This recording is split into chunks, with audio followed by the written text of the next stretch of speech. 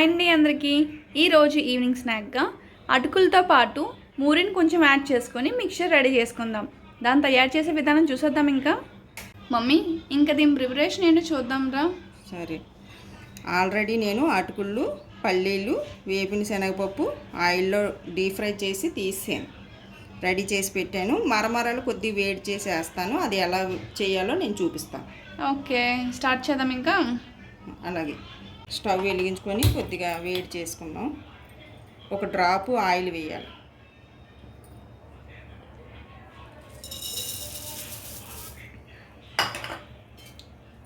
కాస్త అలాగా కలుపుకోవాలి.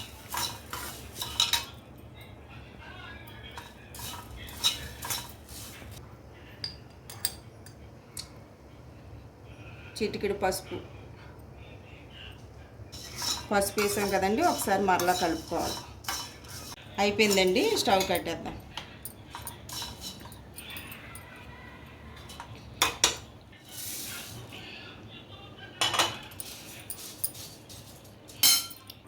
పాత్రలో మూరీలు వేసుకున్నాం కదండి. ఇప్పుడు నేను అటుకులు ఆల్రెడీ ఆయిల్లో వేయించానండి. పల్లీలు, శనగపప్పు, కరివేపాకు అన్నీ నేను కలిపేసి ఆల్రెడీ రెడీ చేసి పెట్టుకున్నానండి. ఆ మరమరాల్లో మనం ఈ అటుకులు వేసుకోవాలండి. కొద్దిగా సాల్ట్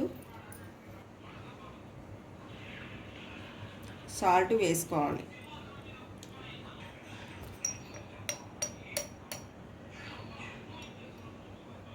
చిటికెడు కారం అండి, చిటికెడు కారం వేసుకోవాలి. వేసుకున్నాక ఒకసారి కలుపుకోవాలండి. చూడండి ఎంత బాగుందో. ఇవి కలుపుకోవడం అయింది కదండి.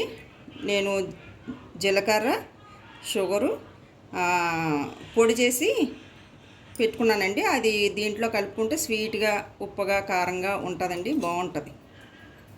అది వేసుకుంటానండి. కొద్దిగా వేసుకొని కలుపుకుందాం.